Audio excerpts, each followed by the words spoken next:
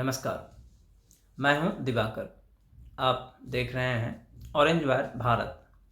आज मैं इस अंक में बात करूंगा तेज प्रताप यादव का एल्विस यादव को समर्थन और पॉलिटिकल इस्लाम का तेज प्रताप यादव के ऊपर हमला।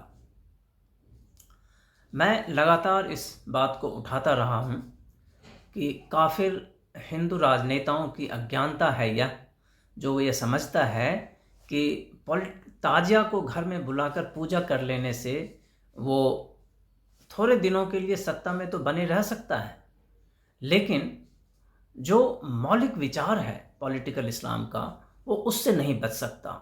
वक्त आने पे पॉलिटिकल इस्लाम का संबंध उसके साथ भी वैसा ही होगा जैसा अन्य काफिरों के साथ है, और ये टाइम टू टाइम देखने को मिलता रहता है। और इसमें काफिर हिंदू राजनेताओं की पराजय और उसकी मूर्खता स्पष्टता से नजर आती है, चाहे वो किसी भी पार्टी का हिंदू राजनेता हो। और वो इस अपमान को, इस अन्याय को, अपमान से भी ज़्यादा मैं कहूँगा ये अन्याय जो स्वयं के प्रति और जिस समुदाय को वो प्रतिनिधित्व देता है उसके प्रति जो ये अन्याय है, उसको भी सहजतापूर्वक सह लेता है और इसे एक सामाजिक स्वीकार्यता के रूप में प्रस्तुत करता है। OTT2 का कंपटीशन चल रहा है बिग बॉस के प्लेटफॉर्म पे। एल्विस यादव एक यूट्यूबर हैं और बड़े कंटेंडर के रूप में उभर के आए हैं। ये हरियाणा से हैं और इन्होंने अभी कल जो रिजल्ट अनाउंस हुआ है उसमें ये विजेता घोषित किए गए हैं। हो सकता है तेज प्रताप जी को ये मालूम ना हो कि एल्विस यादव जी जो यूट्यूबर है वो किस तरह का कंटेंट का निर्माण करता है। उसका कंटेंट लार्जली राष्ट्र के ऊपर होता है, हिंदुओं के ऊपर होता है, सनातन की रक्षा के लिए होता है और सनातन की बात वो करते हैं। और जैसे ही आप सनातन की बात करेंगे आप कम्युनल हो जाएंगे। ये भारत के जो नकली सेकुलरिज्म है उसके फॉर्मेट का ये हिस्सा है, उसके सूत्र का ये हिस्सा है, उसका एक परिभाषा के अंदर आता है कि आपने यदि देश की बात की, राष्ट्र की बात की, सनातन की बात की, हिंदुओं के अधिकार की बात की, तो आप कम्युनल हो गए और आप किसी भी तरह से भारत में इंसान लायक नहीं है। तो एल्विस यादव चूँकि घोषित राष्ट्रवादी है और वो अपने यूट्यूबर, बहुत प्रमुख और मशहूर यूट्यूबर है, और अपनी बात में बार बार वो देश, समाज, राष्ट्र हित और हिंदू हित और सनातन की बात करता है। और जब ये सारी बातचीत करता है तो वो मोदी के बेहद करीब दिखता है। वो CAA का सपोर्ट करता है, अपने यूट्यूब चैनल से वो अपनी बातचीत में वो हिंदुओं के ऊपर हो रहे अन्याय का विरोध करता है।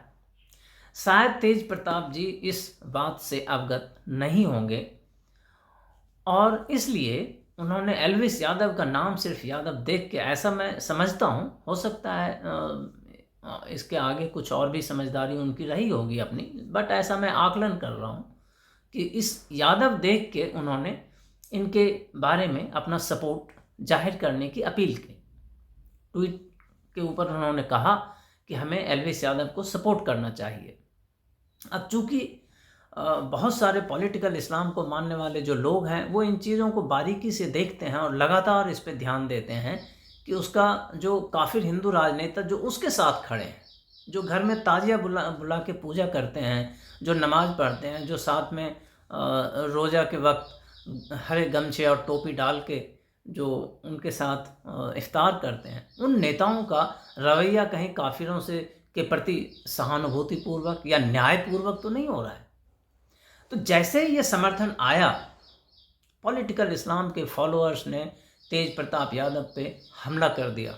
वो सारे लोग 1 मिनट में भूल गए कि अभी 2 हफ्ते पहले की बात है, कुछ हफ्ते पहले की बात है, यही तेज प्रताप यादव ताजिया को अपने घर में बुला के उसका सम्मान कर रहे थे। 100 परिवार, वहाँ लालू यादव भी उपस्थित थे, राबड़ी जी पूजा कर रही थी, तेज प्रताप भी थे, तेजस्वी भी थे, 100 परिवार थे।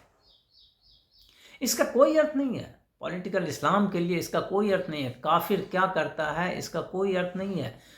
पॉलिटिकल इस्लाम को काफिरों के साथ कैसा व्यवहार रखना है, ये सबसे महत्वपूर्ण बात है और इस प्रकरण में यही समझ में आता है। अब देखिए, मैं कोई आप लोगों के नज़र से भी ये ट्वीट निश्चित ही गुजरा होगा और आप देखिए ट्वीट किस तरह का है। एक है इमरान शेख, ये क्या कहते हैं, तेज प्रताप यादव जी के लिए कहते हैं, मतलब सिर्फ यादव होने से तेज प्रताप जी आपने इसका समर्थन कर दिया। ये कितना नफरत फैलाता है, क्या आपको नहीं पता है? और ये आरजेडी को टैग किया है। मतलब यदि आप राष्ट्र की बात करते हैं, देश की बात करते हैं, सनातन की बात करते हैं, हिंदू की बात करते हैं, तो आप नफरत फैला रहे हैं। लेकिन आप यदि घर में ताजिया बुला के पूजा कर रहे हैं तो आप नफरत नहीं फैला रहे हैं। ये सेकुलरिज्म की परिभाषा में आता है। तो जो गोयल जी ने, सीताराम गोयल जी ने सेकुलरिज्म की परिभाषा भारत में प्रचलित परिभाषा है भी और दिया भी है, उन्होंने यही है कि यदि आप हिंदुओं को, सनातनियों को गाली देंगे और मुसलमानों के हर अपराध के साथ न केवल खड़े होंगे बल्कि उनके हर कृत्य और उनके हर अंग, जीवन के हर अंग के साथ खड़े होंगे, तभी आप सेकुलर हैं। ये यहाँ स्पष्ट दिखता है, व्यवहार में दिखता है। आप ताजिया का पूजा कर रहे हैं तब तक तो ठीक है, लेकिन आप किसी एक ऐसे व्यक्ति का जो यादव है और जो शायद आप नहीं जानते थे कि आपकी पार्टी की नीति से वो अलग बात कर रहा है, आपने उसका समर्थन कर दिया और इसके बाद आपकी जो सारी सेकुलरिज्म थी, टोपी पहनने की, इफ्तार खाने की, ताजिया का पूजा करने की, नमाज में जाने की तमाम जो आपने किया था अभी 3 जनरेशन से, वो सब 1 मिनट में साफ हो जाता है, धाराशायी हो जाता है। ये इस बात से पता चलता है। अब देखिए दूसरा ट्वीट है वसीम अहमद साहब का। ये क्या कहते हैं, आ गए यादव, एक हो गए, चाहे तुम्हारे खिलाफ ही क्यों ना हो, चाहे ये मुसलमान के खिलाफ ही क्यों ना हो तो सभी मुस्लिम भाई से कहना चाहूँगा अनफॉलो करो इसको। मतलब एक यूट्यूबर के किसी मनोरंजन के प्लेटफॉर्म पे सपोर्ट करने की वजह से ही वसीम साहब इतने दुखी हो गए तेज प्रताप यादव जी से, ताजिया पूजने वाले तेज प्रताप यादव जी से, कि उन्होंने कहा मुसलमान भाइयों अब इसको अनफॉलो करो, ये तो दूषित हो गया, प्रदूषित हो गया, अब इनके विचार पॉल्यूटेड हो गए। इन्होंने एल्विस यादव के समर्थन कर दिया। और इन सब हमलों के बाद एक और ट्वीट है, आपको मैं पढ़ के सुनाना चाहूँगा। मोहम्मद साहिल, ये क्या लिखते हैं, तेज प्रताप यादव जी को टैग किया इन्होंने, भैया जी कहीं आपके दिमाग में बवासीर तो नहीं हो गया है, जाके इलाज करवाओ इसका। ये ट्वीट है 12 अगस्त का, 12 बजे किया है इन्होंने। ऐसा ट्वीट यदि कोई हिंदू कर दे, कोई यादव भी कर दे और बिहार में हो, तो शायद उसके ऊपर हमले हो जाएंगे, उसको प्रताड़ना झेलना पड़ेगा, उसको पता नहीं, उसके ऊपर बहुत अत्याचार भी हो सकता है। लेकिन चूंकि ये पॉलिटिकल इस्लाम का हिस्सा है, मोहम्मद साहिल भाई, ताजिया को पूजने वाला परिवार इसके आगे अभी भी हाथ जोड़ के खड़ा होगा, नतमस्तक होगा, क्योंकि इनकी समझदारी यही है कि पॉलिटिकल इस्लाम के आगे पूर्ण समर्पण करके ही ये राजनेता बने रह सकते हैं या सत्ता में आ सकते हैं। इसके आगे की सोच बहुत कठिन रास्तों भरा सोच है, इसलिए उस रास्ते पे ये जाना नहीं चाहते हैं। इस प्रकरण से एक बात स्पष्ट है जो मैं बार बार कहता हूँ, काफिर हिंदू राजनेताओं की अज्ञानता और कायरता के बारे में वो यही परिलक्षित करता है। ये बातचीत, ये प्रकरण, ये चीज़ें, ये वही दिखाता है। आप देखिए कि आप मुस्लिम वोट बैंक के लिए आप इतने गुलाम हो चुके हैं कि आपकी कोई स्वतंत्रता नहीं है। आप अपनी बात को यदि पार्टी लाइन से हट के भी अभिव्यक्त करना चाहते हैं तो आपकी इसकी भी आपके पास ये स्वतंत्रता भी अब नहीं है, जो कि आपने खुद ही इसको समर्पित कर दिया है, खुद ही इसको आपने जंजीर की तरह बना लिया है। और इन सब हमलों के बाद मैं क्यों कहता हूँ बार बार कायर हिंदू राजनेता, इन सब हमलों के बाद तेज प्रताप यादव जी ने अपना ट्वीट फौरन ही डिलीट कर दिया।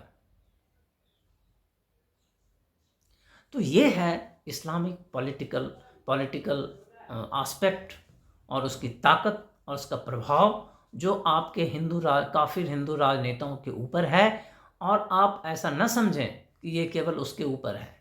यही प्रभाव ट्रांसफर होता है आपके जीवन में भी, और ये सदैव और सतत आपकी स्वतंत्रता को छोटा करता जाता है। आप भले ही इसका संज्ञान लें या ना लें, आपके जीवन में ये जब एक बड़े स्केल पे आएगा तब आपको समझने का मौका नहीं मिलेगा और आप पराजित हो चुके होंगे। यही मूल स्वभाव है पॉलिटिकल इस्लाम का।